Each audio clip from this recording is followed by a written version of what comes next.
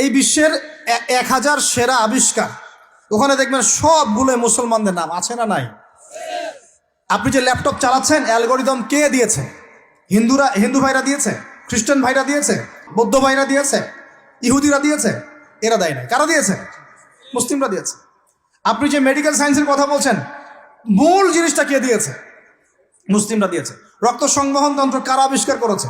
মুসলিমরা। আপনি জাবির ইবনে হাইয়ানকে ছাড়া আপনি কেমিস্ট্রি পড়াতে পারবেন না। ইবনে রুশদ, ইবনে সিনাকে ছাড়া আপনি মেডিকেল সায়েন্স আগাতে পারবেন না। আপনি ইবনে রুশদ ছাড়া এই যে আমরা পাটিগণিত, বীজগণিত, জ্যামিতি, ত্রিকোণমিতি, পরিমিতি করে আপনি করতে পারবেন না। আমরা তো জেনারেল লাইন পড়েছি, আমাদের সাথে বসেন, এগুলো হয়তো সবাই আপনাকে বোঝাতে পারবে না। মূল জ্যোতির্বিদ্যায় যাচ্ছেন, আপনি অ্যাস্ট্রোনমিতে যাচ্ছেন, অনেক কিছু করছেন, আপনি মুসলিমদেরকে ছাড়া এক পা আগাতে পারবেন না। মূল ভিত্তিটা করে দিয়েছে কারা? উমাইয়ারা, আব্বাসীয়রা, সেলজুকরা, উসমানীয়রা এবং 4 খলিফার সময়। এই সময়ে এই শিক্ষার মূল ভিত্তিটা দাঁড়িয়েছে। এই যে আমরা যে নাহু সরফের কিতাবগুলো পড়ি, আমাকে বলেন তো, নাহু সরফের কিতাব রাসূলের যুগে ছিল? বলেন, ছিল না।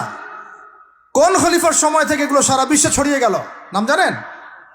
আলী ইবনে আবি তালেব। কি নাম? আলী ইবনে আবি তালেব। আরবি ব্যাকরণের পুরো ভিত্তি দিয়ে দিয়েছেন তিনি, লুগা দিয়ে দিয়েছেন, কায়দাগুলো দিয়ে দিয়েছেন। এখন সারা বিশ্বের মানুষ আরবি পড়ছে, আরবি বুঝতে পারছে, ব্যাকরণ বুঝতে পারছে, কোরআন নিয়ে গবেষণা করতে পারছে। প্রত্যেকটা সেক্টর, ধর্মীয় অঙ্গন বলেন, অর্থনীতি বলেন, জ্যোতির্বিদ্যা বলেন, কেমিস্ট্রি, ফিজিক্স, যাই বলেন, মুসলমানদের কাছে আগাতে পারবেন না। তাহলে আমরা যে যুগে ছিলাম সেখানে কি ফিরে আসা যাবে না? সম্ভব না। তাহলে প্রয়োজন কিসের? প্রয়োজনটা হচ্ছে, আমি জেনারেল শিক্ষার বিরোধী নই, কোশ্চিনকালেও নয়। জেনারেল শিক্ষা থাকবে, ইংরেজির প্রয়োজন আছে, বাংলা অবশ্যই প্রয়োজন আছে, মুক্তিযুদ্ধ সংস্কৃতি আমরা জানবো, শিখবো, চেতনা ধারণ করব, সব ঠিক আছে। আমরা সমাজবিজ্ঞান পড়ব, দর্শন পড়ব, সায়েন্স পড়ব, আর্টস পড়ব, কমার্স পড়ব, সব ঠিক আছে ভাই। মেডিকেল সায়েন্স পড়েন, ইঞ্জিনিয়ারিং পড়েন, কিন্তু কোরআন বাদ দিয়ে নয়, হাদিস বাদ দিয়ে নয়, আকিদা বাদ দিয়ে নয়, সিরাত বাদ দিয়ে নয়, ফিকহ বাদ দিয়ে নয়। রাজি আছেন ইনশাআল্লাহ? এখন আমাকে বলেন, এর উপায় কি? এর আসল উপায় কি? এখন এটা কি আপনি চাইলেই প্রতিষ্ঠা করতে পারবেন? আমার ক্ষুদ্র জ্ঞানে আমার কাছে 3টা উপায় মনে হয়। কয়টা উপায় ভাই? এক নম্বরটাই সবচেয়ে সেরা উপায় এবং সবচেয়ে কঠিন উপায় এবং একই সাথে সবচেয়ে ইফেক্টিভ উপায়। এটা যদি করা যায় তাহলে আর 2-3-এর প্রয়োজন হবে না।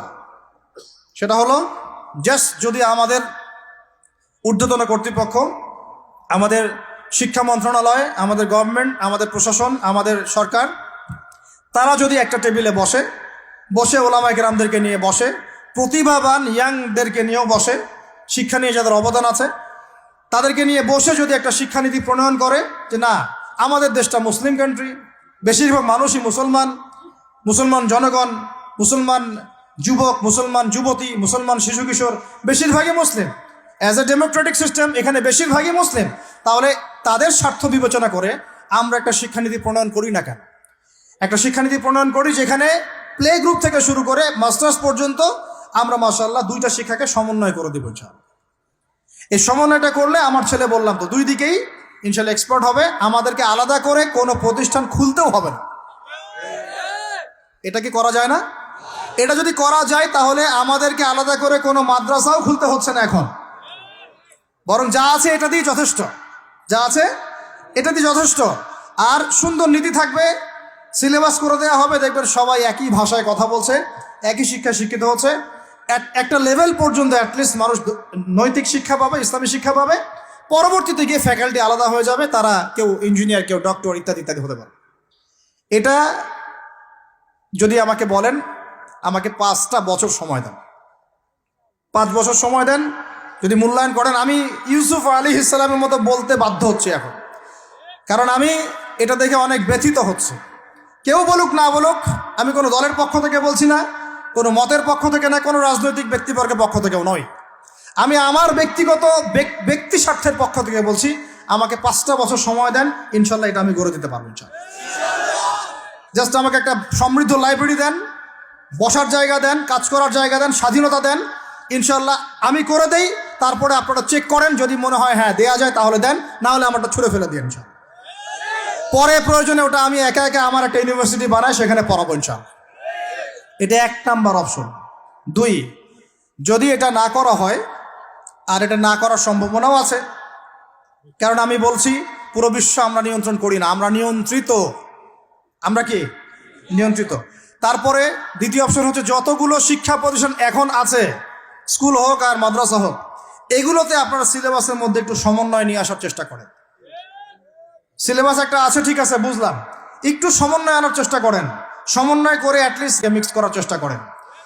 আমার ছেলে কোরআন শিখলে কোনো সমস্যা নাই, সে বিপদগামী হবে না, সে গোমরা হবে না, সে কখনো জঙ্গি সন্ত্রাসী হয়ে যাবে না ইনশাআল্লাহ, বরং সে এই দেশের একজন সম্পদ হবে ইনশাআল্লাহ, ইনশাআল্লাহ তাআলা।